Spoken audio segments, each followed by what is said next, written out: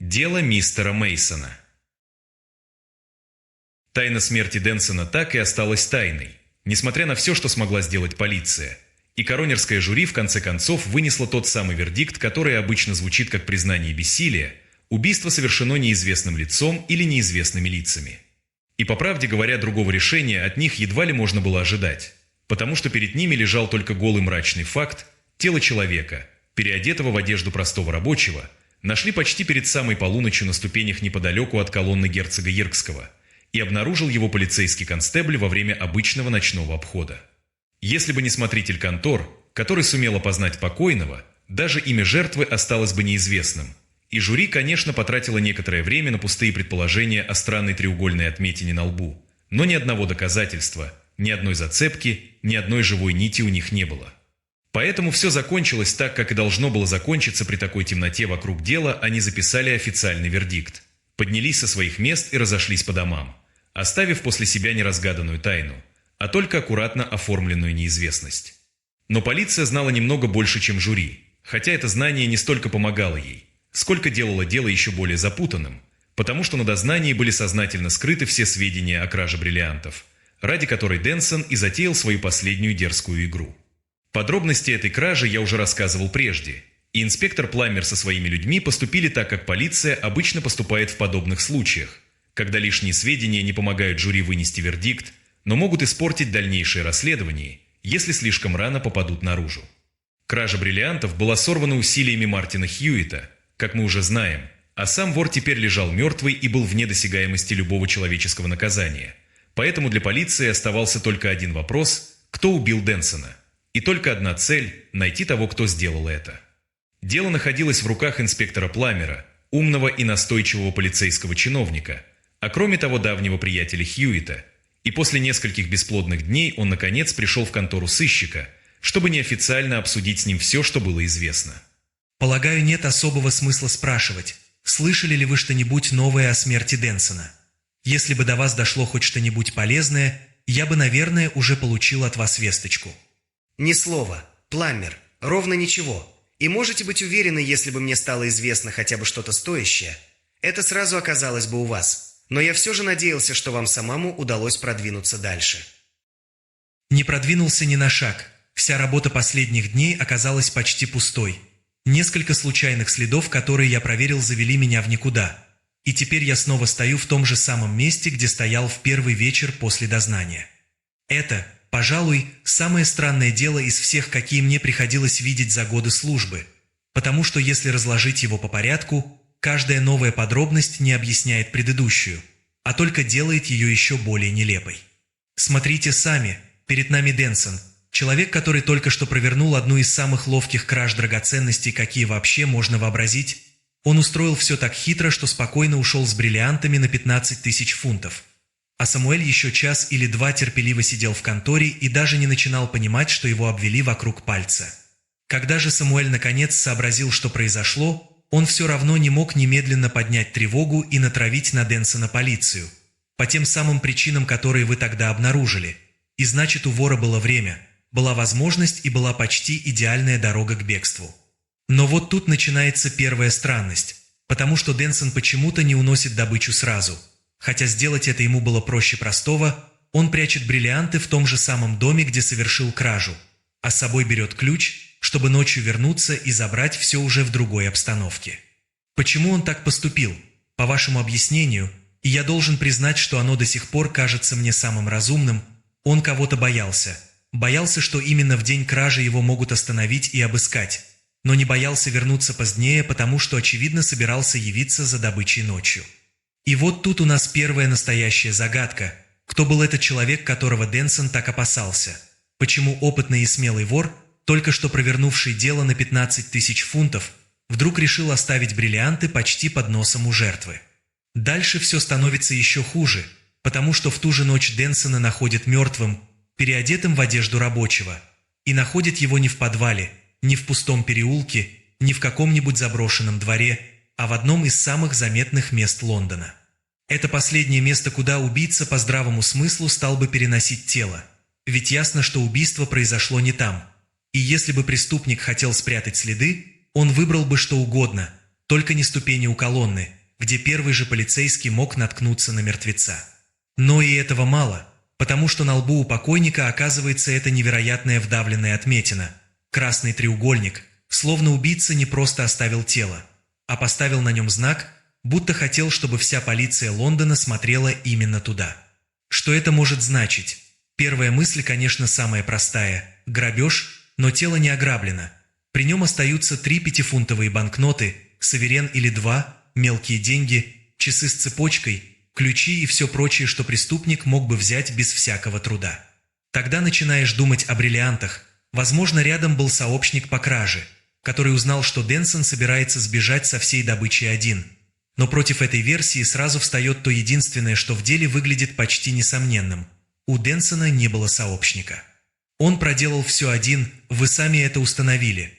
Помощь ему была не нужна, и даже если на минуту представить сообщника, все равно остается нелепый вопрос, почему этот человек не взял ключи с тела и не ушел за драгоценностями. Ключи были у него под рукой, путь к добыче был открыт, и все же убийца оставляет все нетронутым, а вместо скрытности выбирает самое рискованное действие – переносит тело туда, где его почти сразу должны найти. Нет, это не похоже на сообщника, который решил присвоить добычу, потому что такой человек прежде всего забрал бы то, ради чего шел на убийство, а тело спрятал бы хотя бы на несколько часов, чтобы выиграть время и спокойно исчезнуть. Точно так же рассыпается версия о преступной шайке, потому что шайка забрала бы все, что имело цену, деньги, часы, ключи, бриллианты, все до последней мелочи, и уж, конечно, не стала бы выставлять тело на показ с этой проклятой отметиной на лбу.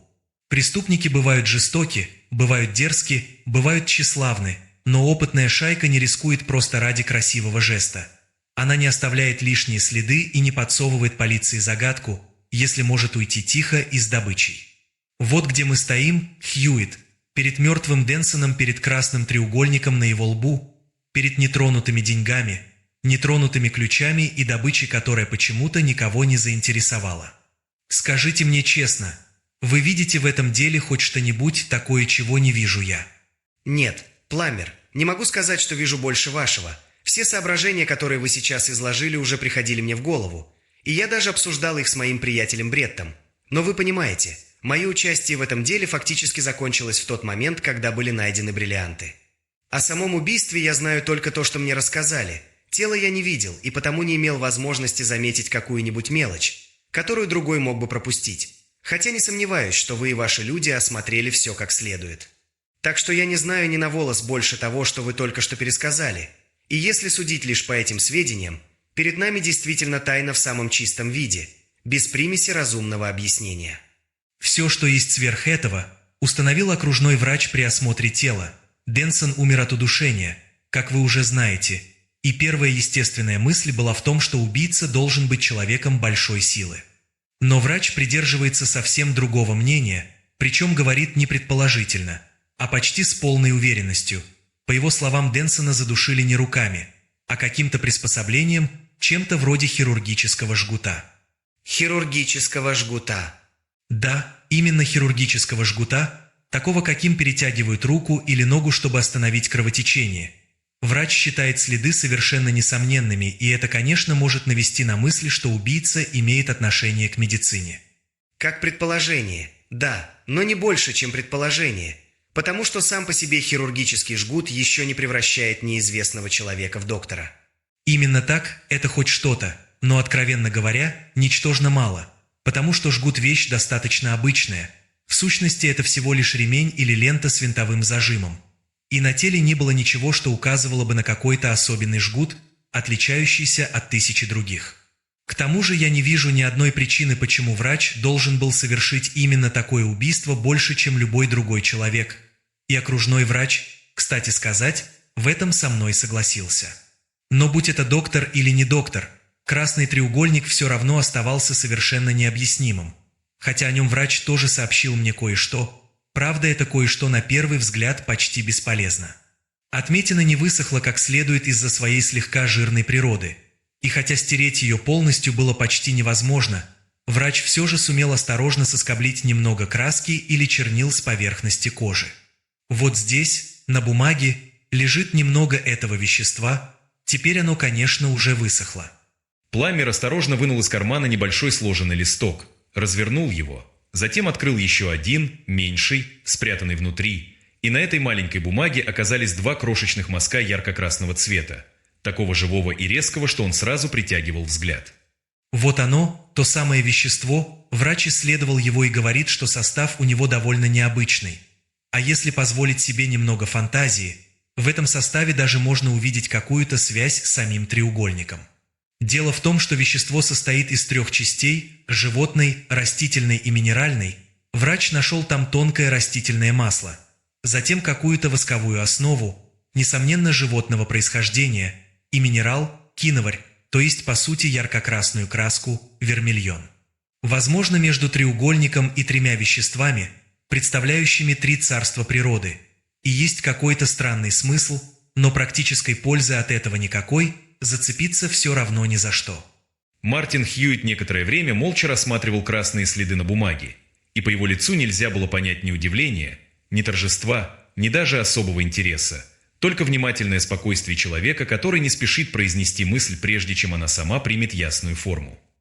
Я бы не был так уверен, что это совершенно бесполезно. Пламмер. По крайней мере, мне кажется, что здесь появляется еще одно предположение. И если оно верно, человек, которого вы ищете, не только знает, как пользоваться хирургическим жгутом, но и когда-то бывал в Китае. Или, по крайней мере, имел с Китаем достаточно близкое дело. В Китае? Почему вы так думаете? Если на этот раз я не ошибаюсь сильнее обычного. Перед нами краска, которую используют для китайских печатей. У китайца такая печать заменяет подпись на самых разных документах. Ее ставят вручную, надавливая маленьким резным каменным штампом. Почти так же, как, судя по всему, был поставлен этот треугольник. И цвет у такой печати почти всегда красный. Причем состав очень близок к тому, что описал врач. Киноварь для яркости, воск для плотности и кунжутное масло для той самой жирной основы, из-за которой след не высох сразу и так упрямо держался на коже. Фью, значит, это все-таки мог сделать китаец. Пламмер резко выпрямился в кресле и даже присвистнул, словно одна короткая мысль вдруг открыла перед ним не улицу Лондона, а целый темный материк возможных подозрений. Возможно. Пламмер. Конечно, возможно. Хотя сам знак, это треугольник, вовсе не китайский иероглиф. Если уж говорить о знаках строго, то как письменный символ он скорее напоминает греческую дельту. Но и это еще не значит, что перед нами вообще буква. В древних каббалистических знаках треугольник с вершиной вверх, именно такой, как в этом случае, обозначал огонь. А если повернуть его вершиной вниз, он уже означал воду. Так что символ может вести нас сразу в несколько сторон, и ни одна из них пока не дает твердой дороги. Господи, Хьюитт, только не говорите мне, что теперь я должен перерыть весь Китай, потом Грецию, а затем еще неизвестно какие страны, где водились эти каббалистические мудрецы, потому что если так, я лучше сразу признаю поражение. Нет, я бы не начинал с таких далеких мест, и думаю, что для начала вам все же стоит остаться в Англии. Более того, я бы начал не с Китая, не с Греции и не с древних символов, а с самого Денсона. Именно это я сделал бы, если бы дело было моим. Попробуйте узнать что-нибудь о его прежней жизни, возможно, под другим именем или даже под несколькими именами, потому что такой человек редко проходит весь путь под одной вывеской. Он мог бывать в Китае, мог служить там, торговать, скрываться, иметь дело с людьми из тех краев, или просто попасть в круг, где подобные печати были знакомы, но пока все, что у нас есть, возвращает не к убийце, а к прошлому самого Денсона. Да, при нынешнем положении я совершенно точно начал бы с Денсона. Пожалуй, так я и сделаю, хотя, честно говоря, начинать там почти ни с чего. Прошлое этого человека пока больше похоже на закрытую дверь без ручки, чем на дорогу, по которой можно идти. Мне очень хотелось бы иметь вас рядом в этой работе, но, разумеется, это невозможно. Дело теперь целиком полицейское. И все же, если какие-нибудь сведения случайно попадут к вам, вы, конечно, сразу дадите мне знать.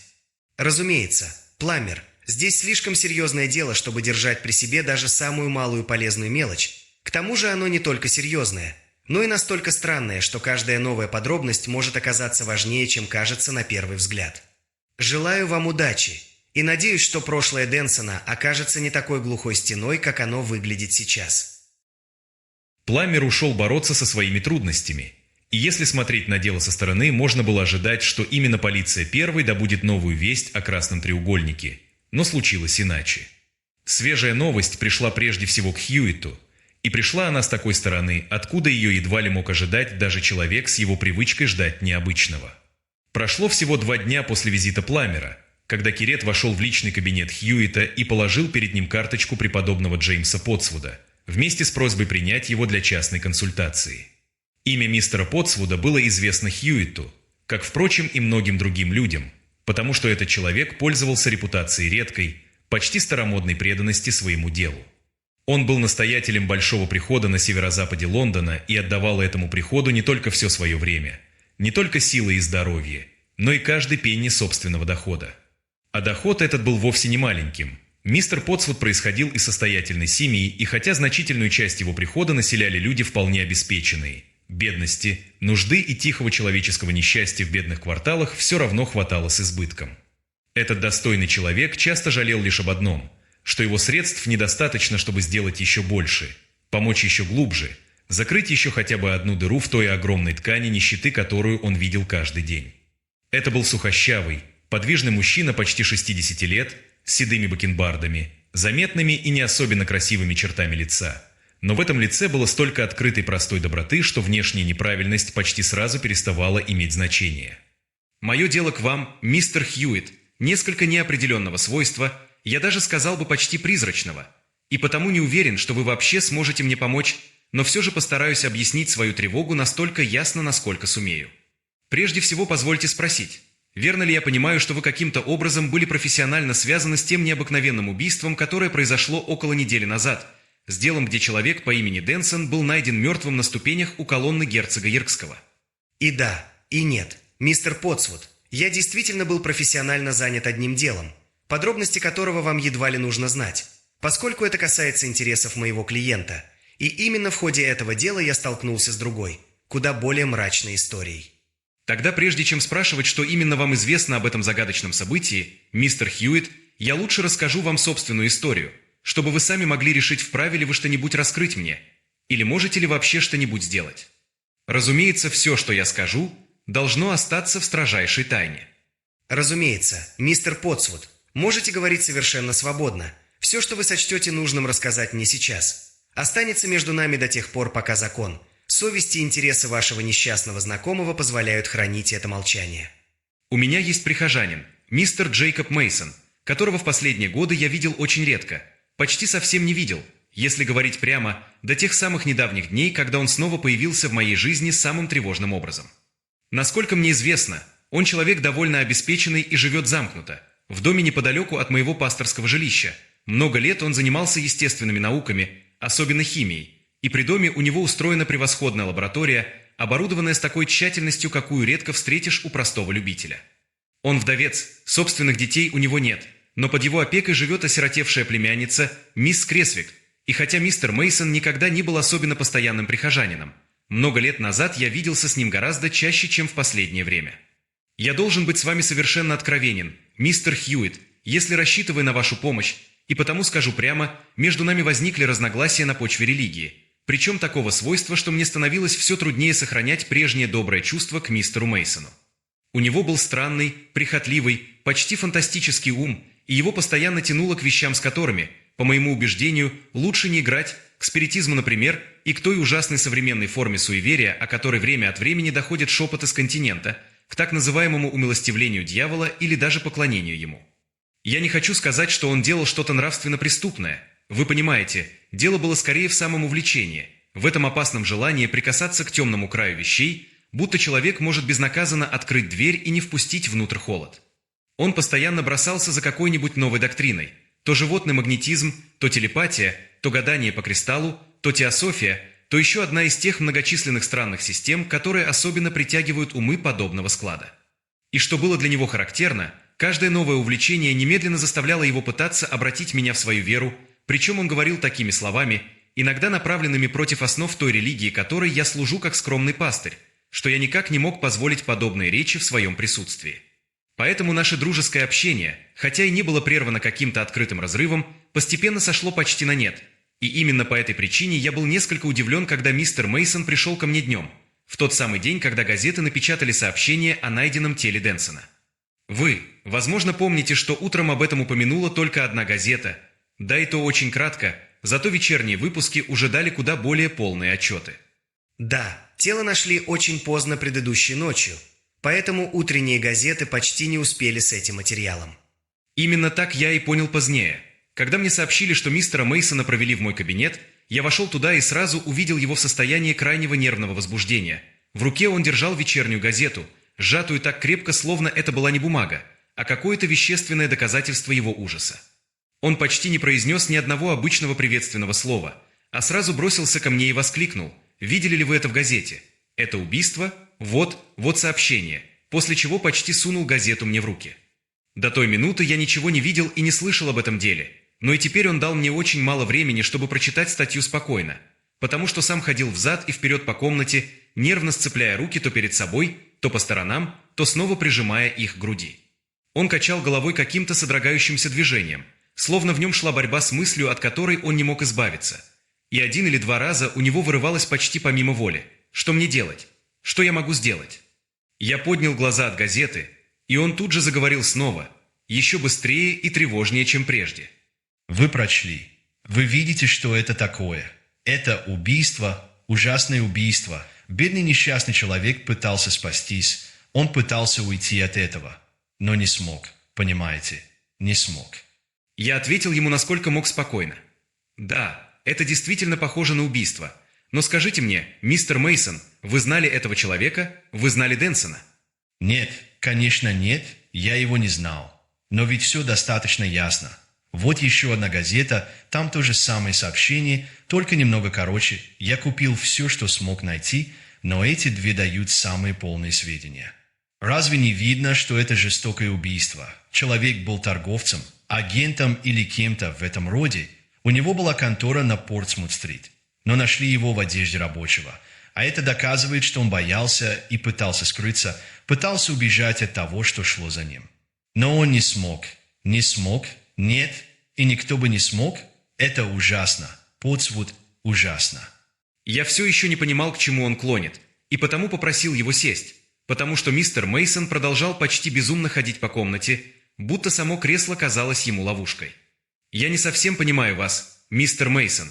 Сядьте, пожалуйста, и скажите спокойно. Отчего, по-вашему, этот несчастный человек пытался убежать, и что именно я должен сделать в таком деле?» Он остановился, прижал обе руки к голове и, казалось, огромным усилием заставил себя взять власть над собственным голосом. Простите меня, Портсвуд. Я в последнее время совсем выбился из сил, и нервы мои никуда не годятся. Я говорю слишком беспорядочно. Боюсь, что даже дико, и, по правде говоря, сам едва понимаю, зачем прибежал к вам. Разве что потому, что у меня нет ни одной живой души, с кем я мог бы поговорить об этом, да и почти ни о чем другом тоже. Он опустился на стул и некоторое время сидел неподвижно, наклонив голову на руку и глядя в пол так пристально, словно там, в темном узоре ковра, мог прочесть ответ на свою тревогу. Потом он произнес уже совсем иначе, не столько обращаясь ко мне, сколько думая вслух, будто забыл, что я нахожусь рядом. Вы все-таки были правы, Портсвуд, а я был глупцом, когда не слушал ваших предупреждений. Мне не следовало вмешиваться в эти вещи, не следовало даже прикасаться к ним. Надо было оставить их в покое. Я ничего не сказал, потому что решил не тревожить его вопросами и дать ему возможность высказаться так, как он сам сможет, если вообще сможет. Еще минуту или 2 он оставался в том же положении, затем выпрямился, и на лице его появилось нечто похожее на самообладание, хотя мне показалось, что это было скорее усилие скрыть страх, чем настоящее успокоение. Не обращайте на меня слишком много внимания, Портсвуд. Я уже сказал вам, что мои нервы в дурном состоянии.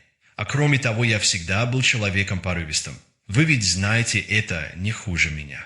Не стоило мне тревожить вас таким образом. Я бросился сюда, почти не думая. И если бы ваш дом стоял хоть немного дальше, я наверняка пришел бы в себя еще по дороге и повернул назад. В конце концов, может быть, здесь ни о чем так сильно тревожиться. И этот человек, этот Денсон, вполне мог заслужить свою участь. Вам не кажется, что это возможно? Последний вопрос он произнес с такой невольной жадностью, которая совсем не подходила к тому равнодушному тону, каким он пытался прикрыться вначале, и потому я ответил осторожно, насколько только мог. Я сказал ему, что, разумеется, никто не может знать, какие грехи могли быть на совести этого несчастного человека, но какими бы они ни были, они никогда не могли оправдать страшного греха убийства. И если вы знаете что-нибудь об этом деле, Мейсон, или хотя бы имеете малейшие подозрения насчет того, кто виновен, я уверен, что вы не станете уклоняться от своего долга. Моего долга? Ах да, конечно, моего долга. Вы имеете в виду, что всякий законопослушный человек, если ему известно какое-нибудь доказательство, обязан сообщить о нем властям. Именно так. Разумеется, но у меня нет никаких доказательств. Эта газета впервые сообщила мне обо всем, до нее я ничего не знал. Я возразил, что человек, имеющий даже не доказательства, а только подозрение, которое может привести к доказательству, тоже должен немедленно пойти к властям и передать им все, что знает или предполагает. Да, конечно. Должен. Без сомнения должен. В любом обычном случае человек обязан поступить именно так. Но ведь иногда возникают трудности. Подсвуд. Большие трудности. Такие, которые нельзя просто отмахнуть рукой, как неприятную мысль. Он остановился и посмотрел на меня украдкой, тревожно, почти испуганно, словно хотел увидеть на моем лице не ответ, а разрешение продолжать говорить вокруг главного, не называя его прямо. Человек может опасаться за собственную безопасность. Он может даже знать, что если скажет то, что знает, то тем самым приговорит себя к внезапной смерти. И может быть не только себя. Подсвуд может быть к чему-то большему.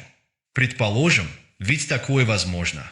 Предположим, например, что человек оказался между двумя страшными выборами. С одной стороны, он пренебрегает этим гражданским долгом, а с другой стороны нарушает клятву, связывающую клятву очень серьезного, ужасного свойства. Клятву, скажем так, данную раньше, до всякого знания о преступлении, без всякого предвидения, что такое преступление вообще может случиться. Я ответил, что любая подобная клятва, если она была дана без знания о преступлении и без мысли о нем, не могла распространяться на такое событие, и что как бы ошибочно ни было само принятие подобной клятвы, помощь в сокрытии убийства была бы бесконечно хуже. Бесконечно хуже самой клятвы, и бесконечно хуже ее нарушения, потому что там, где речь идет о крови и правосудии, никакое тайное обещание не может превращать молчание в добродетель. Что же до нарушения этой клятвы, я повторил ему, что всякое обязательство, данное без предвидения такого преступления, должно считаться недействительным в той части, где оно вынуждает человека скрывать убийство. Я пошел дальше, гораздо дальше. Я умолял его не держать в тайне ничего, что он может знать, и не взваливать на свою совесть соучастие, потому что сокрытие в таком деле, как ни назови его мягко, все равно стало бы соучастием. Я добавил и другие увещевания, которые сейчас нет нужды повторять, и вскоре его вымученное спокойствие рассыпалось окончательно. Он снова стал еще более взволнованным, чем в первые минуты своего прихода. Но больше он ничего не сказал, ни одного ясного признания, ни одного имени, ни одной прямой нити, и в конце концов ушел, только повторив, что очень серьезно все обдумает. Мне было совершенно ясно, что мой бедный друг мучается под тяжестью какого-то страшного секрета, и что в своей порывистой манере он бросился ко мне при первом потрясении от газетной вести об убийстве, а потом мужество изменило ему почти у самого порога признания.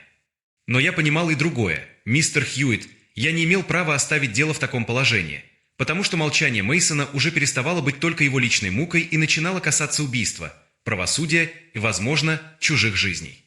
В следующие дни я виделся с ним несколько раз, и каждый разговор повторял один и тот же мучительный круг. Мейсон то приближался к признанию, то снова отступал, то решительно отрицал всякое знание об этом деле, то через минуту сам же выдавал себя новой оговоркой. Я убежден, что удерживал его не расчет и не равнодушие, а настоящий ужас, потому что он говорил как человек, который не просто боится закона или позора, а чувствует над собой какую-то немедленную, почти физическую угрозу. Тогда я решил зайти с другой стороны и за последние дни собрал все, что мог узнать об обстоятельствах трагедии. А в ходе этих расспросов виделся со смотрителем контор по соседству, тем самым человеком, который опознал тело Денсона. Он сообщил мне немного, но все же сказал, что вы каким-то образом были связаны с этим делом и знаете о нем, возможно, не меньше любого другого. Эта мысль дала мне новый путь, и сегодня утром я сказал Мейсону, что он может больше ничего не рассказывать мне, но должен обратиться к вам профессионально, как клиент к своему советнику, потому что ваша первая обязанность будет состоять в его защите, а ваша практика заставит вас хранить полное молчание. Я предупредил его и о другом. Если он откажется даже от этого, мне придется решить, вправе ли я как священник и как верный гражданин дальше скрывать сам факт, что он удерживает сведения, способные привести к поимке убийцы. Это испугало его, но вместе с тем будто дало ему последнюю надежду. И между страхом перед моей угрозой и мыслью, что вы уже можете знать больше, чем он подозревает, он разрешил мне прийти к вам. Более того, в конце концов, сам стал торопить меня с этим визитом. Разумеется, при одном условии: все должно оставаться под строгой профессиональной тайной. Пока ваш рассказ совершенно ясен, мистер Потсвуд. Вы сделали все, что могли со своей стороны. Теперь мне остается сделать все, что возможно с моей. И я полагаю, вы хотите, чтобы я увиделся с Мейсоном немедленно. Я условился привести вас к нему домой сегодня в 3 часа дня. Конечно, если вы согласитесь и если ваши дела позволят, подойдет ли вам это время? Вижу, что я уже задержал вас, сейчас ведь больше часа. Может быть, вы пообедаете со мной в моем клубе? С большим удовольствием. Тем более, что по дороге и за обедом мне нужно будет задать вам несколько вопросов. Далеко ли отсюда ваш клуб? Совсем недалеко. У этого конца Пэл-Мэл. Если хотите, мы можем пройти пешком. Они вышли из конторы Хьюита в тот час, когда Лондон был полон дневного движения. Экипажи катились по мостовой, люди спешили по своим делам. А над всем этим обычным шумом большого города незримо висела странная тень красного треугольника, знака который уже связал мертвого вора, испуганного ученого и теперь самого Мартина Хьюита. Расскажите мне теперь все, что знаете о привычках мистера Мейсона, о его семье, связях, знакомых и вообще обо всем, что может показаться вам даже незначительным. Чем подробнее и мельче будут эти сведения, тем лучше. Есть ли у него, например, друзья или знакомые, связанные с Китаем? С Китаем?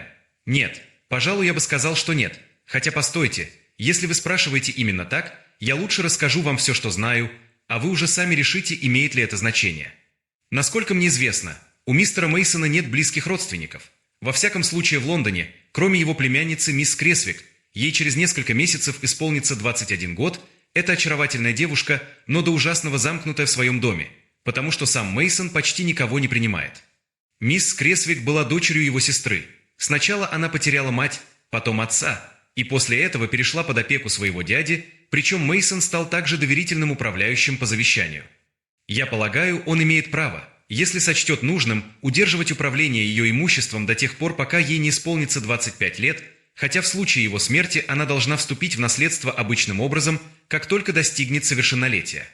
Она очень преданная племянница, и я бы даже сказал искренне привязанная к нему, но должен признать, что он обходится с ней не вполне справедливо, потому что держит ее почти в полном одиночестве и почти не допускает к обществу молодых людей ее возраста.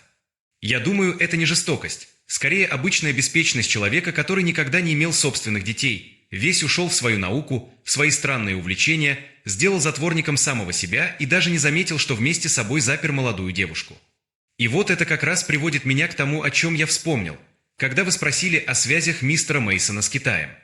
Есть один молодой врач, его фамилия Лоусон, кажется, он находится с семьей в каком-то очень дальнем родстве, и этот человек год или два занимал какую-то профессиональную должность в Шанхае, а теперь вернулся в Лондон и пытается создать собственную небольшую практику. Если бы вы не упомянули Китай, я, вероятно, о нем и не подумал бы, потому что сейчас он уже не бывает в доме Мейсона. Или, по крайней мере, считается, что не бывает. Не бывает в доме? А почему? Между ними произошла ссора. Что именно стало ее причиной, я не знаю вполне точно. Но сначала, насколько могу судить, это было связано с какими-то опытами Мейсона. То ли Лоусон отказался помогать ему по профессиональным причинам, то ли наоборот Мейсон отказался сделать что-то для Лоусона. В этом я не уверен. Но дело пошло дальше, потому что между молодыми людьми, между Лоусоном и мисс Кресвик, насколько я понимаю, возникла взаимная привязанность, Лоусону всего 28 лет, и Мейсон положил этому конец. Кажется, это уже походило на официальную помолвку, но во время ссоры, а Мейсон всегда с кем-нибудь ссорился, когда у него вообще были друзья, потому-то теперь у него их так мало, были сказаны такие слова, которые привели к полному разрыву. Был ли молодой Лоусон охотником за приданым, я сказать не берусь, но Мейсон определенно обвинил его именно в этом и пообещал удерживать деньги девушки так долго, как только сможет. Тем временем он объявил помолвку расторгнутой, и бедная Хелен была совершенно разбита, потому что, как я уже говорил, она девушка с живым сердцем и привязывается глубоко, а довериться ей было некому. В этом доме у нее почти нет ни подруги, ни советчицы. Но, боюсь, я утомляю вас этими домашними подробностями, ведь едва ли вам нужно знать все это в таком объеме. Напротив, мистер Потсвуд, я не могу знать слишком много, и подробности не могут быть слишком мелкими. Потому что в 9 случаях из 10 я довожу дело до конца именно при помощи какой-нибудь мелочи, которая сначала кажется совершенно лишней. Вы недавно сказали, что у мистера Мейсона почти нет посетителей, но все же сказали «почти». А это значит, что кто-то все-таки бывает в его доме. Кто эти люди? Очень редко, действительно редко. У него появляются 1 или 2 члена научных обществ, с которыми он состоял в переписке или которые были его старыми знакомыми. Есть, кажется, профессор Хаттон и доктор Бёрдж, но они не показываются и раз в полгода. А вот мистер Эверард Маят приходит чаще. Он не выдает себя за большого ученого, но как любитель интересуется химией и, насколько я понимаю, является чем-то вроде ученика или последователя Мейсона. В последнее время он тоже заметил в Мейсоне печальную перемену и даже заходил ко мне вчера, хотя я почти не знал его в лицо, надеясь, что я поддержу его настойчивый совет, чтобы Мейсон уехал куда-нибудь сменить обстановку и отдохнуть. Кроме этих людей, я не думаю, что знаю хотя бы об одном постоянном посетителе.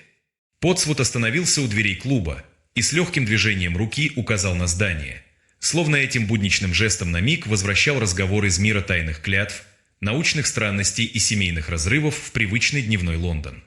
«Вот мы и пришли. Это Мегатерий». Дом мистера Джейкоба Мейсона стоял в собственном саду, на тихой пригородной дороге, и хотя сам дом нельзя было назвать большим, он был раскинут широко и удобно, как часто строили отдельные дома в те времена, когда земля в пригородах еще не стоила так дорого, как теперь. В нем было всего 2 этажа. Передняя дверь находилась недалеко от дороги, и ее легко мог увидеть любой прохожий, если бы случайно заглянул через одни из 2 железных ворот, стоявших по обоим концам полукруглой подъездной дорожки. Мартин Хьюитт заметил все это почти сразу, в ту минуту, когда преподобный Потсвуд толкнул одни из ворот, и они вместе пошли по дорожке к дому. Передняя дверь находилась под портиком, а над крышей этого портика открывалось французское окно, которое вело, по-видимому, из спальни или из небольшой туалетной комнаты на 2-м этаже. Хьюитт и его спутник уже подходили к дому, когда это французское окно вдруг распахнулось, и в нем появился человек, мужчина средних лет, немного полный, с короткой седой бородой, с самой обыкновенной внешностью, но сейчас его лицо было искажено шумной, почти театральной яростью. Он стоял на крыше портика, тряс кулаками, топал ногами по плоской поверхности и кричал так громко, что его голос, должно быть, слышали и за воротами. «Убирайтесь. Не смейте больше приближаться к моему дому, иначе я прикажу вышвырнуть вас отсюда. Уходите и забирайте с собой своих приятелей. Вы слышите? Уходите, сэр, и не вздумайте являться сюда снова со своими докучливыми разговорами. Прочь, прочь немедленно». Мистер Потсвуд от изумления буквально пошатнулся, потому что человек над портиком был именно тем самым несчастным Мейсоном, которого он еще утром с таким трудом уговорил обратиться к Хьюитту за помощью. «Да что же это такое? Это Мейсон. Он словно не в себе. Мейсон, мой бедный друг, неужели вы не узнаете меня?» «Убирайтесь. Говорю вам, довольно ваших речей, довольно наставлений, довольно всего. Я не желаю видеть вас здесь и не позволю вам входить в мой дом». И в этот миг Хьюитт успел заметить за спиной разъяренного человека девичье лицо у окна, бледное, красивое и измученное тревогой. Лицо мисс Кресвик, в котором страх был так очевиден, что не нуждался ни в одном слове. Хьюитт быстро схватил священника за руку и наклонился к нему так близко, что его голос превратился почти в шепот. «Идемте, мистер Потсвуд, сейчас же идемте отсюда. Здесь есть причина, очень серьезная причина. Не спорьте с ним и не пытайтесь объясняться. Если можете ответить сердито, ответьте, но главное, уходите немедленно». Он поспешно повел Потсвуда обратно к воротам, почти увлекая за собой ошеломленного ректора. А тот был слишком честным человеком, чтобы изобразить гнев, которого не чувствовал, да и само потрясение лишило его всякой возможности играть какую-либо роль. Хьюитт закрыл за ними ворота и уже на улице, не замедляя шага, заговорил ровным, сдержанным голосом. «Где находится ваш дом, мистер Потсвуд? Мы пойдем туда. Вполне возможно, что Мейсон успел прислать вам какое-нибудь сообщение, пока вы были у меня». Ректор почти машинально свернул в первый переулок, но лицо его оставалось потрясенным, и вся его добрая простая душа восставала против мысли, что можно сейчас уйти и оставить бедную девушку в доме с человеком, который кричал с крыши портика, как безумец. «Но он же не владеет собой, мистер Хьюитт, милосердный Боже, значит, весь его рассказ мог быть лишь бредом, простой фантазией больного рассудка. Мы должны вернуться, мы непременно должны вернуться, ведь нельзя оставить эту несчастную девушку одну рядом с буйным безумцем». «Нет, мистер Потсвуд, мы идем к вам, и я прошу вас удержаться от поспешных выводов, потому что это не было безумием. Неужели вы не заметили цвет его лица под глазами и то, как дрожала его борода? Это был не гнев и не безумие. Как бы убедительно он ни пытался изобразить одно или другое, это было чистое, болезненное, почти смертельное оцепенение человека, который знает, что за ним смотрят».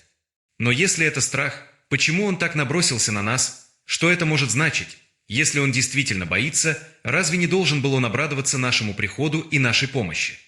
«Разве вы не понимаете? Или хотя бы не догадываетесь? Мейсон знает, что за ним наблюдают, и поэтому он разыграл эту ярость перед невидимыми глазами. Он знал, что эти глаза где-то рядом, и что они смотрят именно на него». «Господи, будь милостив ко всем нам, бедный человек, бедный грешник. Что же это за невыразимая сила держит его в когтях? Что он мог сделать, чтобы отдать себя во власть такой тьмы?» «Пока мы ничего не можем знать и почти ничего не имеем права угадывать. Но прежде всего надо выяснить, послал ли он вам сообщение. Это кажется весьма вероятным. И если такое сообщение есть, оно может нам помочь. Если же сообщения нет, тогда, полагаю, нам придется немедленно предпринять что-то решительное. Но прошу вас, не торопитесь так явно. Я понимаю, как трудно сдерживать себя. Однако за нами тоже могут наблюдать, мистер Потсвуд, и мы не должны выглядеть людьми, которые упорно продолжают свое поручение после отказа». Так они пошли через тихие улицы, и расстояние в 2 или 3/8 мили, которое в обычный день показалось бы короткой прогулкой, теперь для доброго священника растянулось почти до бесконечности. Каждый шаг уводил его от дома Мейсона, от бледного лица девушки у окна, от крика человека, который, как считал Хьюитт, кричал не от ярости, а от ужаса перед теми, кто мог видеть его из тени. Когда они, наконец, подошли к пасторскому дому, мистер Потсвуд нетерпеливо толкнул калитку и уже поспешил к входу, но вдруг заметил в саду маленького согбенного старика, который стоял среди кустов рядом с садовником, копавшим землю. «Это садовник Мейсона».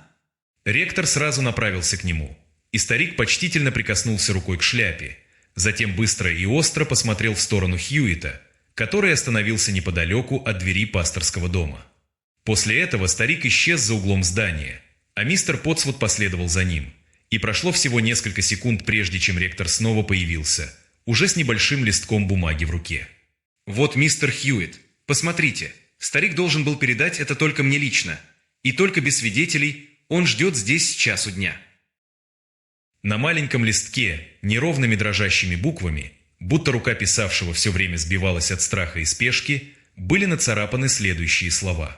«Вы не должны приводить мистера Мартина Хьюитта в мой дом сегодня днем. За мной следят. Все безнадежно.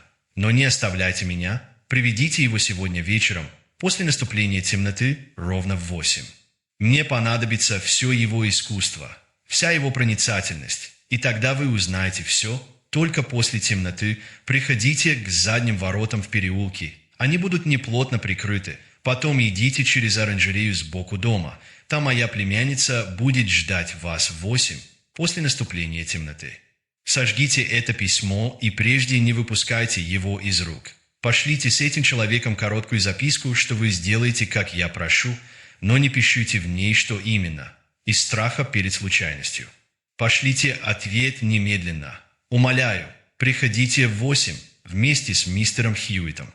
«Мы должны поступить именно так, как он просит, мистер Потсвуд, потому что пока мы почти ничего не знаем об этом деле, и до тех пор, пока не узнаем больше, нам придется позволить самому Мейсону указать первый ход. Напишите короткую записку без подписи, что-нибудь вроде «Все будет так, как вы просите», или в таком же смысле, и проследите, чтобы этот человек действительно передал ее Мейсону. Если возможно, выпустите его не через улицу, а сзади, через церковный двор, и скажите ему, чтобы он ни в коем случае не шел прямо от одного дома к другому. Он человек сообразительный». «Да, насколько я понимаю, необыкновенно смышленый, он говорит, что за ним не могли проследить, потому что по дороге сюда он заходил к нескольким здешним садовникам, которых знает, входил в сад с одной стороны, выходил с другой и каждый раз задерживался на несколько минут для обычного разговора. Гибс довольно хитрый старик, и, видимо, он понял, что в таком деле прямая дорога может оказаться самой опасной». «Вот именно такой посыльный мне часто и нужен. Я дам ему полкроны лично для него и деньги на телеграмму, которую он отправит по дороге. Разумеется, ничего существенного он не знает. Нет, только то, что его хозяин попал в какую-то беду. И что мистер Мейсон предупредил его, за ним могут следить. Это хорошо. Чем меньше он знает, тем меньше может невольно выдать. А теперь я пошлю телеграмму детектив-инспектору Пламеру из Скотленд-Ярда. Не тревожьтесь, я прекрасно понимаю, что все услышанное мной остается строго доверительным. И не скажу Пламеру ничего до тех пор, пока буду иметь на это право. Тем более, что сейчас у меня все еще слишком мало сведений, которые могли бы действительно помочь ему. Но будет разумно держать полицию рядом, в пределах немедленного вызова, потому что она может понадобиться нам в любую минуту. У меня, как вы понимаете, нет полицейских полномочий, а дело Денсона находится у Пламера, поэтому я попрошу его быть здесь, в вашем доме, до 7:45, если вы не возражаете. Конечно, мистер Хьюитт, конечно, я не могу возражать, если это хоть немного приблизит нас к спасению Мейсона и к истине.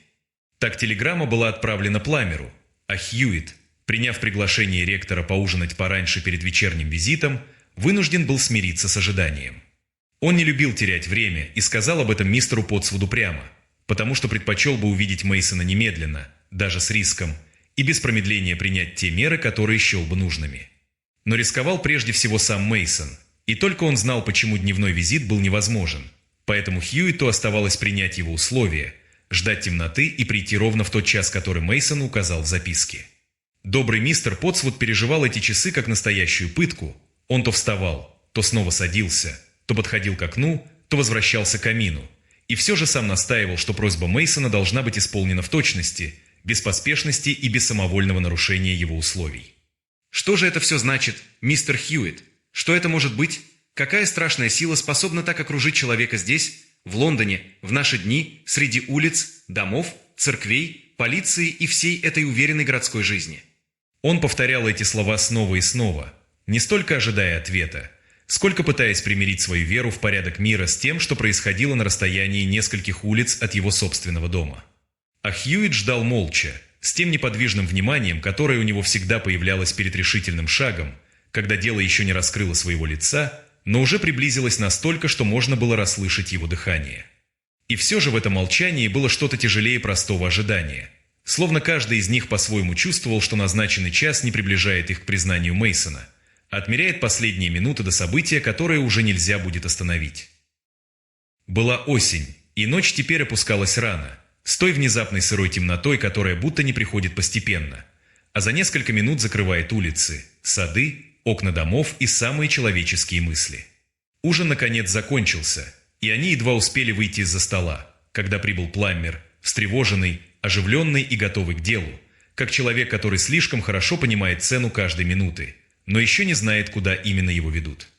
Вам придется немного довериться мне, Пламмер. Сейчас я не могу рассказать вам всего, вернее сказать. Я и сам пока почти ничего не знаю, кроме того, что меня ждет человек, обещавший открыть сведения только мне одному, в доверии, как своему профессиональному советнику.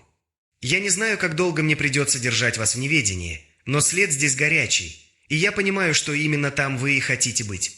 А кроме того, если вы вдруг понадобитесь немедленно, вы будете рядом. Полагаю, вы взяли с собой одного или двух людей, как я предлагал. 3 и лучших из тех, кого мог взять без лишнего шума. Они последуют за нами чуть позади, далеко ли идти? Нет, совсем близко. Это дом в саду, окруженном стеной. Стена невысокая. Мы войдем через калитку со стороны заднего переулка. И я думаю, вам лучше остаться у этой калитки, а людей расположить поблизости, чтобы они могли войти сразу, если понадобится. Нам нельзя появляться там толпой. Мистер Потсвуд пойдет первым, а мы с вами последуем за ним по другой стороне дороги, не слишком близко и не слишком явно. Так была составлена маленькая ночная процессия, странная и почти беззвучная, с добрым священником впереди, с Хьюиттом и Пламером позади, и с 3 полицейскими, растворившимися в темноте так незаметно, как только могли люди их профессии. До 8 оставалось еще около 3 минут, когда Хьюитт и Пламер нагнали священника у калитки в садовой стене за домом Мейсона. Калитка, как и было обещано в дрожащей записке, стояла чуть приоткрытой, словно сама темнота оставила для них узкую щель. Хьюитт оставил Пламера снаружи, на страже, а сам вместе с ректором как можно тише прошел через маленький огород, затем через узкую полоску газона к тому месту, где тусклый свет освещал оранжерею у правого конца дома. Дверь оранжереи тоже была приоткрыта, и мистер Потсвуд осторожно толкнул ее, стараясь не заставить петли скрипнуть громче, чем нужно. Но даже этот слабый звук показался в ночном доме слишком громким, будто за ним могли ответить не шаги живого человека, а то самое молчание, которого они больше всего боялись. Мисс Кресвик, вы здесь?» Он произнес это громким шепотом, и почти сразу внутри показалась девушка, та самая бледная красавица с испуганным лицом, которую Хьюитт уже видел мельком за спиной Мейсона у распахнутого окна.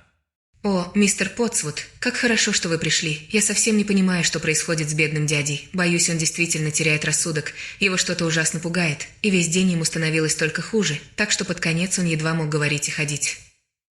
Доктор Лоусон был здесь примерно час назад, и с тех пор дядя стал гораздо тише. Он сейчас в своем кабинете. По крайней мере, я думаю, что он все еще там».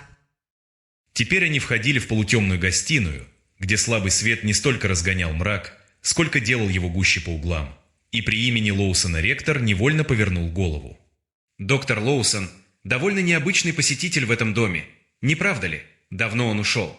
Несмотря на всю бледность и тревогу, лицо мисс Кресвик слегка вспыхнуло, и этот слабый румянец сказал о ней, о Лоусоне и о прежней боли больше, чем осторожный ответ, который последовал затем. «Я не знаю, мистер Потсвуд, думаю, он сам выпустил себя. Когда пришел, он сказал, что не может оставаться долго, но я не слышала, как он уходил, потому что была наверху. Слуги сейчас на кухне, они шепчутся между собой, что дядя сошел с ума, и я, право, все больше боюсь, что они могут быть правы». Они вышли из гостиной, прошли коридором и холлом на противоположную сторону дома, туда, где находился кабинет мистера Мейсона. Мисс Кресвик осторожно постучала в дверь, но ответа не последовало. Тогда она постучала снова, громче, и в наступившей тишине вдруг послышался слабый звук быстрых шагов по ковру, а затем легкий шорох и скрежет, будто дверь или створка закрывалась по ковру и едва могла пройти. «Это окно в сад. Почему он выходит туда? Дядя Джейкоб». Но теперь тишина стала полной, такой полной, что даже собственное дыхание казалось чужим звуком. Хьюитт резко схватился за ручку двери. «Заперто. Скорее, покажите самый быстрый путь в сад». Они выбежали через переднюю дверь и бросились вокруг дома, к окну кабинета, которое, как оказалось, было французским окном на противоположном конце здания от оранжереи. Теперь газовый свет ярко лился наружу через одну половину окна, оставшуюся без занавески и приоткрытую, тогда как другую половину все еще закрывала опущенная штора. Хьюитт хуже всех знал это место, но двигался быстрее остальных, потому что тревога в нем уже перешла в уверенность. И эта уверенность была настолько тяжелой, что он, кажется, уже не искал объяснения, а только спешил к тому месту, где оно должно было лежать перед ним. Он первым достиг окна и прежде чем заглянуть внутрь, на одно мгновение остановился, не потому что колебался, а потому что человеческий разум иногда успевает понять беду на долю секунды раньше глаз. В следующее мгновение он резко обернулся и почти силой оттолкнул ректора назад, прямо к мисс Кресвик. «Быстро! Уведите ее отсюда! Мы опоздали!» И в ту же секунду, уже перешагивая через порог кабинета, Хьюитт выхватил из кармана свисток и изо всех сил дал пронзительный сигнал. Разорвавший ночной сад так резко, будто в темноте вскрикнул металл. На полу, в резком газовом свете, лежал Мейсон, и одного взгляда было достаточно, чтобы понять, почему Хьюитт так поспешно оттолкнул ректора и велел увести девушку. Его лицо застыло с широко раскрытыми глазами и почерневшей кожей, на шее туго врезалась лента хирургического жгута, а на лбу, свежий, влажный, яркий, как только что поставленная печать, сиял красный треугольник. Хьюитт бросился к нему и обеими руками вцепился в винт жгута за шеей, поворачивая его так быстро, как только могли двигаться человеческие пальцы. Но Хьюитт уже понимал, что опоздал, а позже врач лишь подтвердил это, сказав, что помощь пришла примерно на четверть часа позже, чем было нужно. Пламмер уже стоял у окна, а за его плечами теснились люди, еще до того, как Хьюитт успел наполовину ослабить винт жгута. «Вдоль стены сада! Скорее! Поднимайте полицию свистками!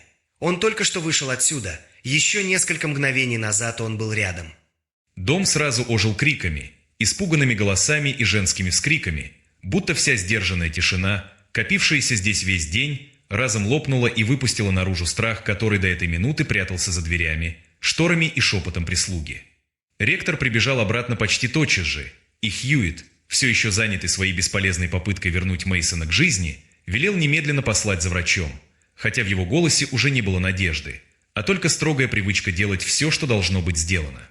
На улице послышалась беготня, кто-то кричал из-за стены, кто-то отвечал из сада, и Хьюитт, оставив погибшего на попечении потрясенного ректора, в несколько коротких мгновений присоединился к Пламеру, хотя все это заняло меньше времени, чем нужно, чтобы рассказать. Однако первая погоня уже была проиграна, потому что в саду, у стены и возле темных углов не было видно ничего, даже движущейся тени, даже намека на человека, который только что исчез через окно кабинета и словно растворился в самой ночи. Хуже того, общее смятение и беготня могли уничтожить любые следы, если они вообще оставались на земле, и Пламмер, быстро поняв это, расставил полицейских вокруг стены, приказал держать все выходы под наблюдением и вернулся в дом для совещания с Хьюиттом. Тело перенесли в другую комнату, подальше от кабинета, где еще стоял газовый свет, где штора на одной половине французского окна все еще висела неподвижно, а другая створка оставалась приоткрытой, будто сама комната не успела понять, что из нее только что ушла жизнь. Хьюитт и Пламмер начали осмотр кабинета спокойно, последовательно, без суеты, как люди, которые знают, что после первого потрясения наступает время внимательного осмотра, когда едва заметная подробность может сказать больше, чем громкое признание. Следов борьбы не видно, и шума, как они говорят, никто не слышал.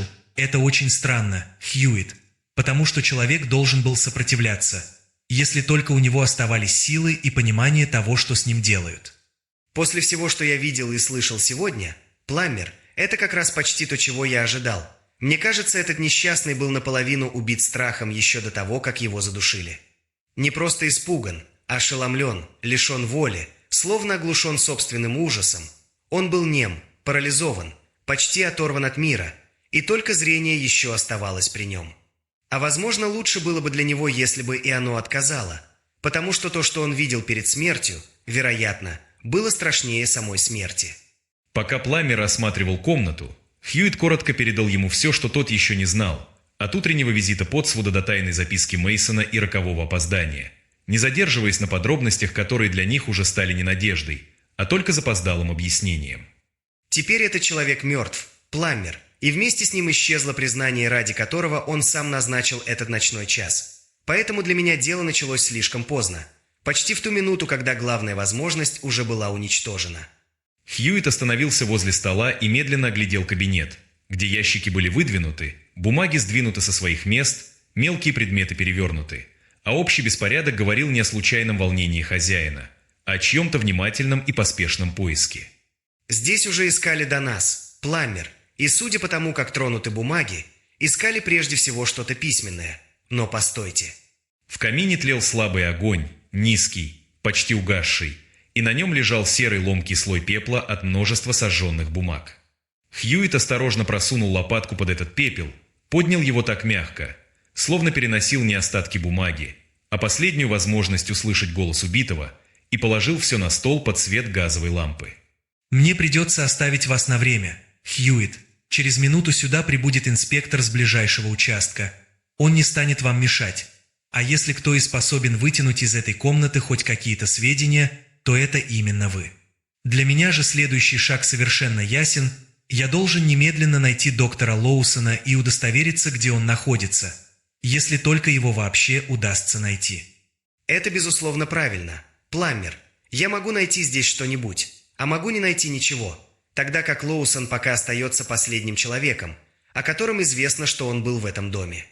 Он был единственным посетителем, его ухода никто не слышал, если только мы сами не услышали его, стоя за дверью кабинета, когда внутри прозвучали быстрые шаги и створка окна прошла по ковру.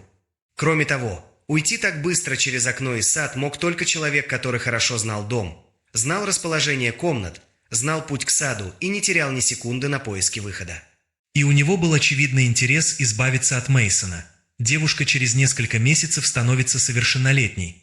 Препятствия к браку исчезают, деньги становятся ближе, а вместе с ними исчезает человек, который разорвал помолвку и обещал удерживать ее имущество так долго, как сможет. И еще хирургический жгут, китайская краска, Шанхай, все это тоже слишком хорошо ложится рядом, чтобы пройти мимо. Совершенно верно. Вы должны обеспечить Лоусона, как сами сказали, и адрес получите у ректора. А я тем временем попытаюсь начать свой небольшой вклад в это дело. Начать его как могу. Хотя все случайности сегодня сделали почти все, чтобы этот вклад оказался слишком поздним и, возможно, уже бесполезным. Пламмер вернулся уже после 9, и к этому времени ректор только что снова вошел в кабинет, оставив бедную мисс Кресвик в ее комнате, совершенно сломленную случившимся, под присмотром служанки, которая сама была настолько напугана, что едва могла держаться на ногах. Инспектор коротко постучал, почти сразу открыл дверь и вошел с тем профессиональным спокойствием, которое в подобных людях не означает ни холода, ни равнодушия, а только привычку сохранять лицо неподвижным тогда, когда вокруг все уже сорвалось в ужас. Все сделано чисто и надежно. Насколько это вообще возможно в таком деле, Хьюитт? И должен сказать, что доктор Лоусон держится крепко. Очень крепко. Пожалуй, даже слишком крепко для человека, который оказался так близко к 2 смертям. Но нашли ли вы здесь что-нибудь еще? Нам понадобится все, что удастся собрать, потому что подозрения теперь густеют с каждой минутой. А перед судом все равно нужны не впечатления, а вещи, следы, показания и факты. Понадобится. Пламмер. Без сомнения понадобится. И если я не ошибаюсь самым печальным образом, мы еще найдем больше, чем имеем сейчас. Но прежде расскажите мне спокойно, что именно вы сделали и как держался Лоусон. С этими словами Хьюитт снял со стола промокательную подушку, на которой все еще лежали хрупкие остатки сожженных бумаг, и очень осторожно убрал ее в широкий ящик, где ни один сквозняк не мог потревожить серый пепел, после чего также спокойно закрыл другой ящик, оставшийся открытым после прежнего обыска. Найти доктора Лоусона оказалось нетрудно. Мы встретили его как раз у его приемной. И когда я прямо сообщил ему о смерти Мейсона, он был потрясен, хотя собрался довольно быстро. Первое, что он сказал, было то, что он как раз собирался снова идти к дому Мейсона. А когда я предупредил его как положено, он признал, что уже был здесь около 7 часов или немного раньше. По его словам, Мейсон сам послал за ним, хотя никто из слуг этого не подтверждает. И о причине вызова он пока говорить отказался, будто бы до тех пор, пока не узнает больше о самом деле. Один пункт он явно успел обдумать. Он сказал, что ушел примерно в 7:30 и сам выпустил себя, потому что хорошо знал дом, а Мейсон к тому времени был только сильно расстроен нервами и, по его словам, ничем больше не вызывал тревоги. Это тяжело принять. Мистер Пламмер, почти невозможно принять. Мне кажется невероятным поверить такое о молодом Лоусоне. И все же каждое новое обстоятельство словно само толкает нас в эту сторону. И только теперь я до конца понимаю, ведь есть еще и прежнее преступление, есть Дэнсон, а значит перед нами уже не одна смерть, а две смерти, почти наверняка совершенные одной и той же рукой, и я все равно чувствую, что за этим скрыто нечто большее, гораздо большее, чем простая ревность или желание избавиться от опекуна. За этим действительно стоит большее, мистер Потсвуд. И вы сами увидите это, когда я расскажу ту малую часть, которую успел установить. Хотя пока я вижу не саму фигуру этой тени, а только ее край, только направление, в котором она падает. Хьюитт уже собирался продолжить, но в эту минуту у передней двери раздался резкий стук. Затем почти сразу последовал звонок, приглушенный коридорами и далекой кухней. И этот звук показался особенно странным в доме, где после смерти хозяина каждый новый посетитель уже не мог быть просто гостем. Хьюитт быстро поднялся, и в его лице появилось то неподвижное внимание, которое всегда означало, что он заметил возможность раньше других. Кто может явиться в такой час в дом, куда почти никто не ходит? Если это полиция, тем лучше. Но если это кто-нибудь другой, кто угодно другой, называйте меня доктором или любым словом, какое покажется вам естественным, только не Мартином Хьюиттом. Прошу вас не забыть этого. В холле послышались торопливые шаги, потом несколько сбивчивых вопросов. Затем дверь кабинета открылась, и 2 служанки, которые в эту страшную ночь уже не решались выходить из кухни поодиночке, растерянно объявили мистера Майята. Но они едва успели произнести его имя, потому что сам мистер Майят почти сразу протиснулся мимо них в комнату, встревоженный, взволнованный и явно потрясенный слухами, которые успел услышать по дороге. Ближайший научный приятель покойного Мейсона был бледным мужчиной выше среднего роста, с черной бородой, сутулыми плечами и очень быстрыми глазами, которые словно не смотрели, а перескакивали с предмета на предмет, мгновенно схватывая комнату отдельными острыми кусками. В его лице было что-то такое, что напомнило Хьюиту старые портреты Джона Нокса. Хотя сходство это было странным, потому что оно как будто исчезало именно там, где должно было становиться очевидным. Что это за ужасные новости, мистер Потсвуд? Я услышал, как люди говорили об этом на соседней улице, когда возвращался домой. А теперь слуги говорят то же самое. Неужели это правда? Неужели наш бедный друг действительно погиб? Но ведь кого-то уже арестовали, не так ли? Скажите мне, кто это, ради бога, расскажите, что произошло». Ректор тяжело кивнул, и Маят, увидев этот кивок, стал еще бледнее. Однако тревога его была не неподвижной, а беспокойной, почти нервной, словно каждое слово, которое еще не было сказано, могло иметь для него особое значение. Думаю, мне нужно посмотреть, как чувствует себя мисс Кресвик. «Разумеется, доктор. Конечно, идите». Хьюит вышел и аккуратно закрыл за собой дверь, оставив ректора в самом начале рассказа о событиях этого страшного дня. Но сам он направился вовсе не к комнате мисс Кресвик, как мог бы подумать человек случайный. С этой минуты он уже действовал не как человек, который ищет след, а как человек, который заметил его краем глаза и теперь должен был заставить этот след проявиться так, чтобы он стал виден всем. Его путь лежал к кухне, где слуги жались друг к другу, переговаривались шепотом и вздрагивали от каждого звука, потому что дом, который еще утром был просто странным жилищем ученого-затворника, теперь стал местом убийства, тайного страха и невидимой угрозы. Скажите быстро, есть ли в доме какая-нибудь краска, лак или что-нибудь подобное? Мне нужно любое черное вещество. Чем темнее, тем лучше. И кисть. Только без промедления. Потому что каждая минута сейчас может иметь значение. Есть, сэр. Кажется, есть брансуикская черная краска для плиты, если она подойдет для того, что вам нужно. Подойдет вполне. Несите ее немедленно. И кисть тоже. В эту же минуту Хьюит заметил согбенную фигуру старого садовника Гибса, который, по-видимому, все еще оставался среди испуганных людей, слишком встревоженный случившимся, чтобы спокойно уйти из дома после гибели своего хозяина. А, Гибс, вот вы как раз тот человек, который мне сейчас нужен. Идемте со мной и найдите мне доску, планку или хотя бы подходящий кусок дерева. Как можно быстрее, без лишних вопросов. Потому что объяснять все сейчас просто некогда. Хьюит почти мягко, но настойчиво направил старого садовника перед собой и вместе с ним вышел через кухонную дверь в сад. Туда, где ночная сырость уже легла на траву, где за стеной дежурили полицейские, и где все еще могла оставаться последняя возможность ухватить след, пока темнота, испуганные люди и прошедшее время не уничтожили его окончательно. Примерно через четверть часа мистер Эверард Маят, уже выслушав все, что ему могли рассказать о страшной смерти его друга и об аресте доктора Лоусона, поднялся, чтобы уйти, и как раз у двери кабинета встретил Хьюита, возвращавшегося обратно. «Скажите, доктор, как теперь бедная мисс Кресвик? Ей хоть немного лучше после всего этого ужаса?» Не лучше, чем можно было ожидать в таких обстоятельствах, но в целом и не хуже, чем можно было опасаться. Сегодня вечером ее, разумеется, нельзя беспокоить. Однако завтра утром возможно. Вы могли бы зайти вместе с мистером Потсвудом.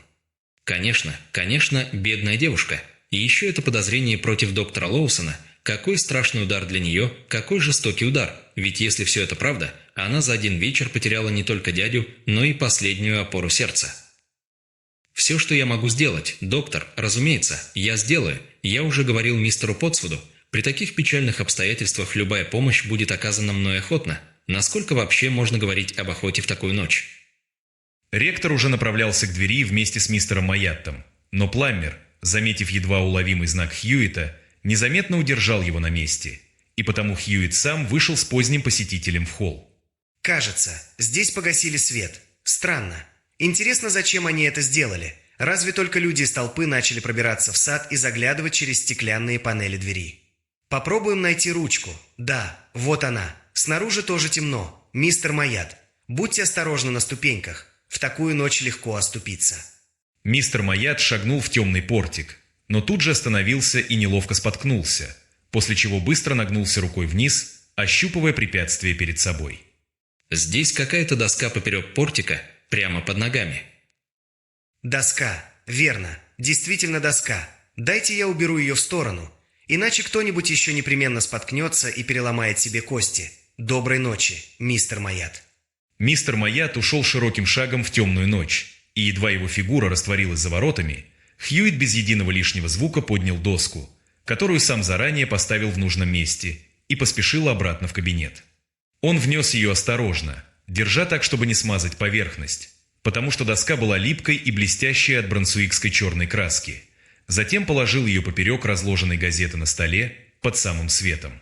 И там, на верхней стороне доски, посреди черного лака, ясно виднелись отпечатки всех 5 кончиков пальцев одной руки, оставленные в тот момент, когда мистер Маят в темноте нащупал препятствие в портике. Хьюитт открыл тот самый ящик, который незадолго перед этим закрыл, вынул оттуда лист почтовой бумаги и положил его рядом с доской. Когда он достал из кармана увеличительное стекло и начал сравнивать следы на бумаге с черными отпечатками на доске, Пламмер и ректор увидели, что на бумаге тоже есть отметины пальцев. 2 отчетливые и 1 слабая. Только не черные, а красные. Пламмер подошел ближе и наклонился над столом, стараясь не заслонить свет. Что это такое, Хьюитт? Это и есть то, что вы собирались нам рассказать. Хьюитт не ответил сразу, потому что продолжал рассматривать следы, медленно переводя линзу с одного отпечатка на другой. И в этой молчаливой тщательности было больше уверенности, чем в любом поспешном объяснении. Наконец он выпрямился и повернулся к Пламмеру. У вас, полагаю, все еще лежит в кармане тот маленький листок с красными мазками вещества, который полицейский врач соскоблил со лба Денсона. Да, конечно, он при мне, вот он. Детектив вынул маленькую бумагу из кармана жилета и передал ее Хьюитту. Благодарю. Теперь смотрите внимательно. Вот это немного красного вещества, снятого неделю назад с отметины на лбу Денсона. И врач установил, что оно состоит из киновари, масла и воска. Сегодня вечером, мистер Потсвуд, вы видели второе появление этой ужасной отметины уже на лбу вашего бедного друга Мейсона. Перед нашим приходом эту комнату обыскивали, бумаги здесь явно искали, часть бумаг была сожжена, и во время этого обыска был открыт вот этот ящик, где, как видите, не лежит ничего особенного, только запас новой почтовой бумаги заголовком. Тот, кто обыскивал ящик, поспешно приподнял бумагу, чтобы проверить, нет ли под ней чего-нибудь спрятанного, и на нижнем листе оставил вот эти следы пальцев, в том же липком красном веществе, которое легко пристает к коже и потом свободно пачкает все, к чему прикасается. Рука, поднявшая эту бумагу, была той самой рукой, которая поставила страшную печать на лбу Мейсона, а рука, только что оставившая отпечатки на этой черной доске, принадлежит мистеру Эверарду Маятту. Теперь сравните оба следа. Пламмер почти выхватил у него увеличительное стекло и сразу склонился над доской и бумагой, сравнивая линии так внимательно, что на несколько мгновений в комнате слышалось только его дыхание да слабое потрескивание газа в лампе. Ректор тоже наклонился рядом, взволнованный настолько, что едва удерживался от вопроса, но ответ появился быстрее, чем вопрос. Это они, Хьюитт. Это одни и те же пальцы. Смотрите указательный и средний. Каждая линия совпадает.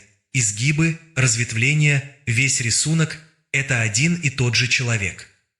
Мне едва ли нужно объяснять вам, мистер Потсвуд, и уж тем более не нужно объяснять Пламмеру, что отпечатки пальцев дают самый точный и самый научный способ опознания из всех, какие сейчас известны.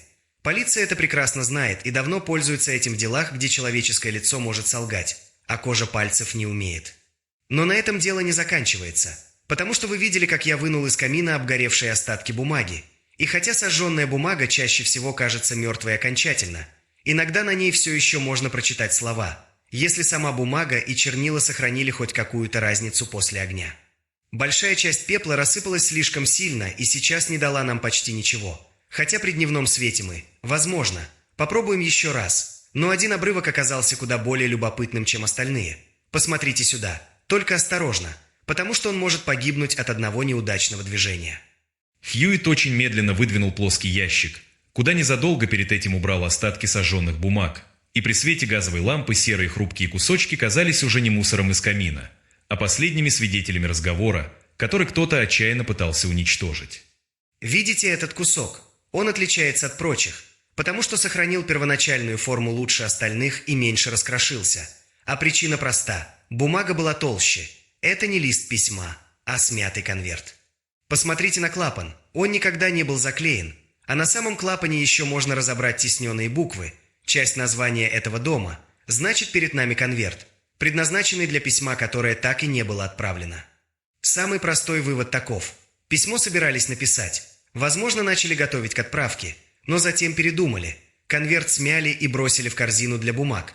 как бросают вещь неважную, случайную, больше ненужную.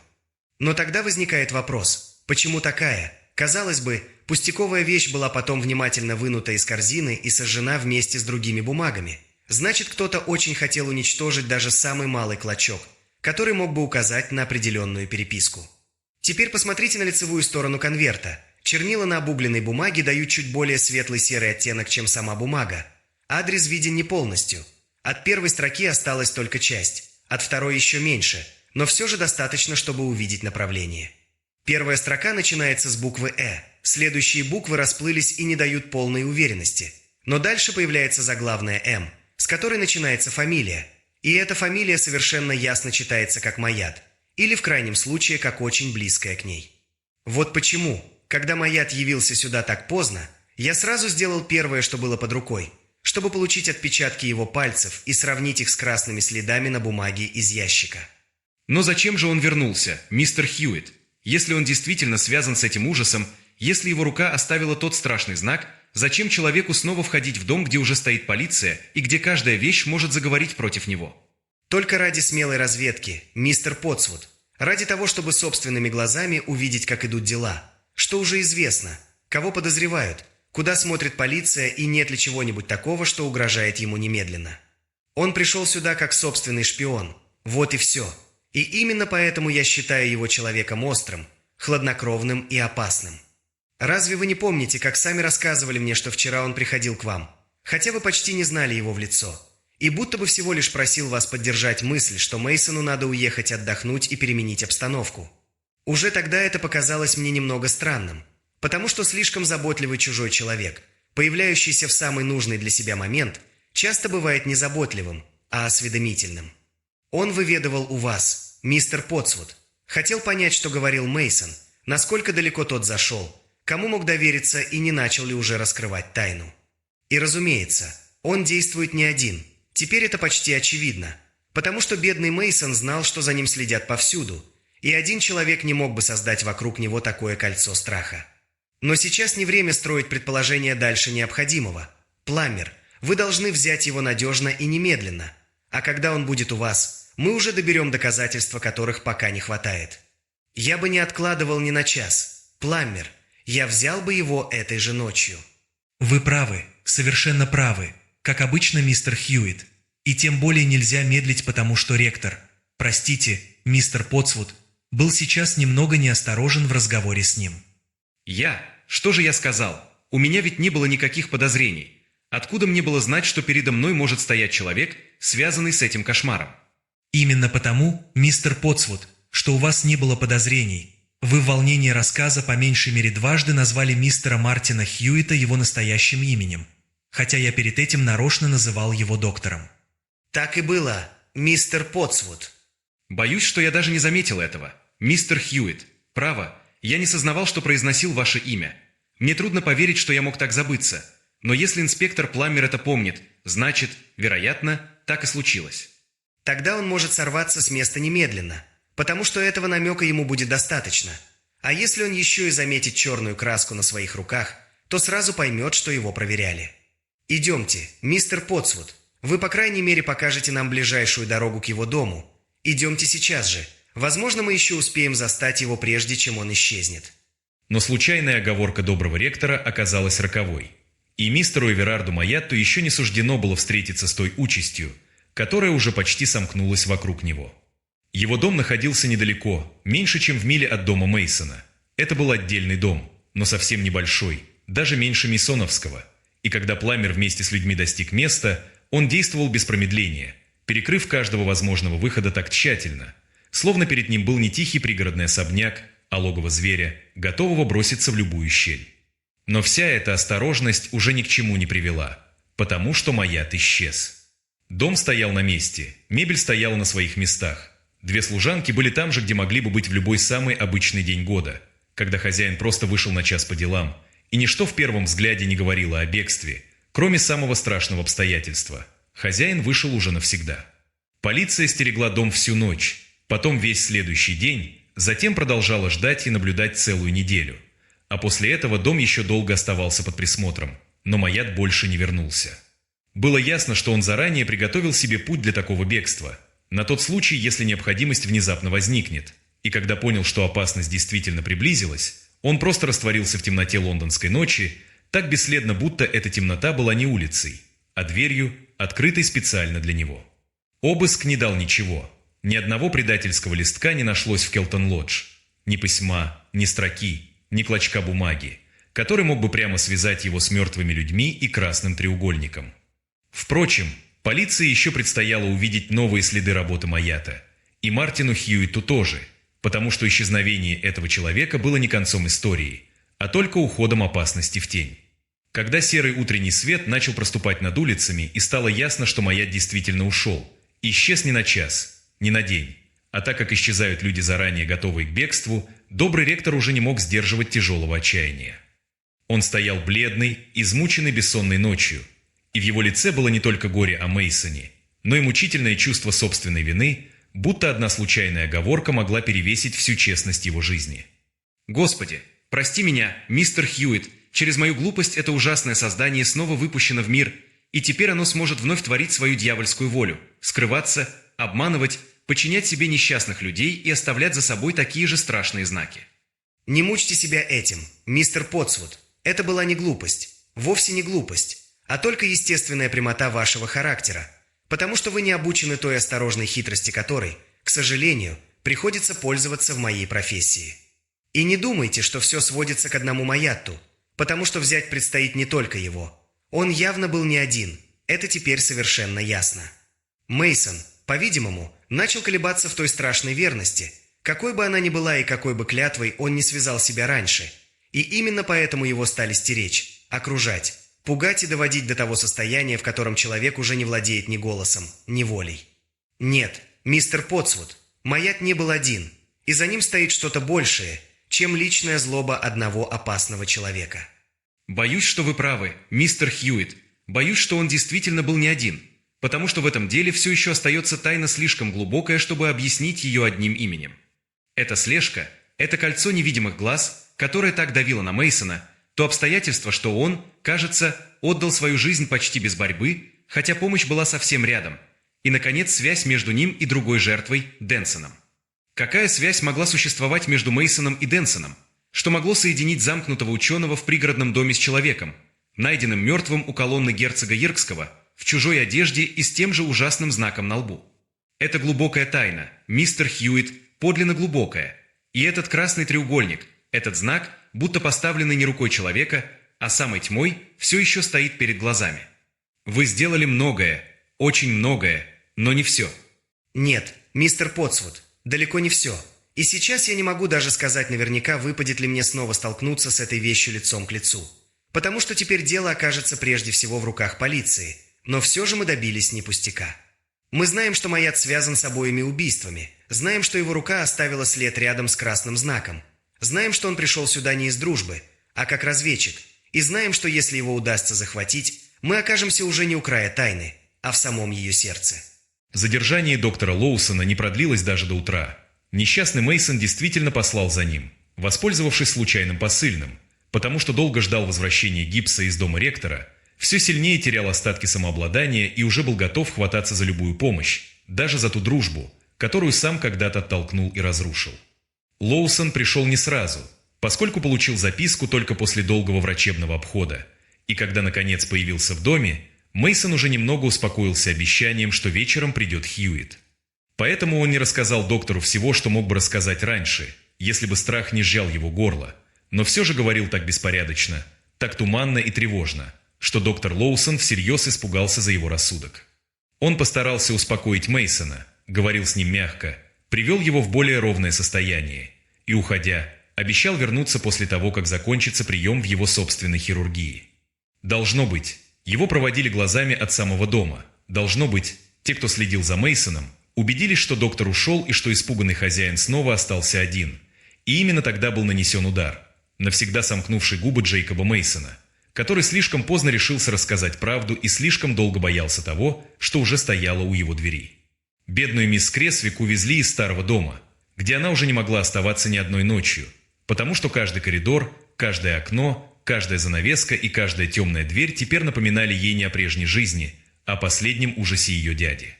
Несколько месяцев она прожила в доме ректора, под теплой, заботливой опекой его доброй жены, которая ухаживала за ней не как за гостьей, а как за человеком, пережившим слишком много страха для одного молодого сердца.